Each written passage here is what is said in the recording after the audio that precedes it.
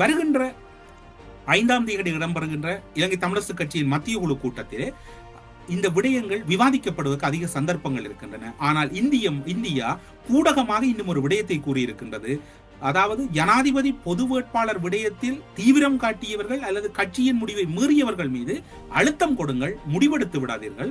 மாகாண சபை தேர்தல் முடிந்த பிற்பாடு அவர்கள் மீது ஒழுக்காற்று நடவடிக்கையில் கட்சியை விட்டு நீக்குகிற முடிவுக்கு கூட நீங்கள் செல்லலாம். அதற்கு முன்னால் சென்றால் அது கட்சியை இன்னும் ஒரு விதத்தில் பலவீனப்படுத்தி சிறுமைப்படுத்திவிடும் என்கின்ற ஆலோசனையும் இந்திய தூதரகத்தால் வழங்கப்பட்டிருக்கிறது. ஒட்டுமொத்தத்தில் வடமாகாண முதலமைச்சருக்கு வாக்களிக்க வேண்டிய பொறுப்பு மட்டும்தான் மக்களுக்குரியதை ஒழிய யார் முதலமைச்சர் என்பதனை முடிவெடுத்து விட்டது இந்தியா.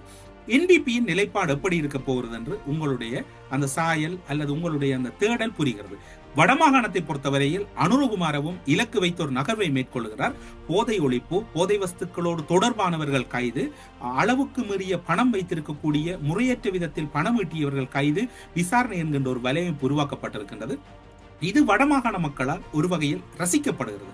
அப்படி பார்க்கின்ற போது வடமாகாண மக்கள் என்ன முடிவெடுப்பார்கள் என்று யாரும் கணிக்க முடியாமல் இருக்கிறது. கட்சிகளின் ஒற்றுமையை அங்கீகரிக்க போகிறார்களா அல்லது தேசிய மக்கள் சக்தியின் வரவை அங்கீகரிக்க போகிறார்களா என்பது ஒரு பூடகமாகவே இருந்து கொண்டிருக்கின்றது. இலங்கை தமிழரசு கட்சியை பொறுத்தவரையில் நாடாளுமன்ற தேர்தலில் யாழ் மாவட்டத்தில் தேசிய மக்கள் சக்தியை வரவழைத்து வெற்றி பெற வைத்த பெருமை சுமந்திரனை சார். காரணம் என்னவென்று சொன்னால், ஒரு தோல்வியுற்ற தலைவர் என்பது அடிமட்டத்திலிருந்து பின்னர் அதனை படிக்க வேண்டும். பதவி ஆசைகளுக்காக அதனை கைவிட்டு அந்த கட்சியை அடுத்த கட்டத்துக்கு எடுத்துச் செல்வதை விட தன்னுடைய முடிவை கட்சியின் முடிவாக மாற்றுவது என்பது என்பிபியினுடைய வெற்றியை நாடாளுமன்ற தேர்தலில் உறுதி செய்தது.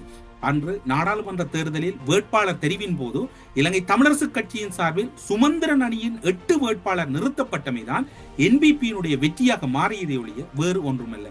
அதன் பின்னர் தொடர் தோல்விகளை சந்தித்த சுமந்திரன், தமிழரசு கட்சியின் தலைவர் தெரிவில் தோல்வி, அதன் பின்னர் இடம்பெற்ற ஜனாதிபதி தேர்தலிலே பொது வேட்பாளர் சுமந்திரனுடைய தொகுதியிலே அதிக வாக்கெடுத்து அதில் தோல்வி, நடந்து முடிந்த உள்ளூராட்சி சபையில் வட்டாரத்தில் தோல்வி, இனி வரப்போகின்ற மாகாண சபையில் என்பிபி வடமாகாண சபையை கைப்பற்றியது என்கின்ற பெருமையோடு சுமந்திரன் அவர்கள் அரசியலில் இருந்து விடை பெறுவார் என்று எல்லோரும் எதிர்பார்க்க. இவையெல்லாம் விமர்சனம் தான். சுமந்திரன் உண்மையில் இனத்துக்கு தேவையானவர். அவர் பல சட்ட ரீதியான விடயங்களை கையாளுகிறார். சட்ட நுணுக்கங்களோடு அவர் பயணித்துக் கொண்டிருக்கிறார். அது முக்கியமாக தேவையான ஒரு விடயம். ஆனால் அரசியல் ரீதியாக சுமந்திரனிடம் அந்த பாண்டித்தியம் இல்லை. அரசியல் சாணக்கியம் வேறு, சட்ட புலமை வேறு. இப்போது இருக்கக்கூடிய தமிழ் அரசியல் தலைவர்கள் பலர் இரண்டையும் ஒன்றாக பார்க்கிறார்கள். சம்பந்தன் அவர்கள் அரசியலை முழு நேரமாக எடுத்துக்கொண்ட போது அவர் சட்டத்துறையில் இருந்து விடை கொடுத்தார். அந்த இடத்திலிருந்து அரசியல்வாதியாக மாறினார். இரண்டு பரிணாமங்களிலும் ஒருவர் பயணிக்க முடியாது.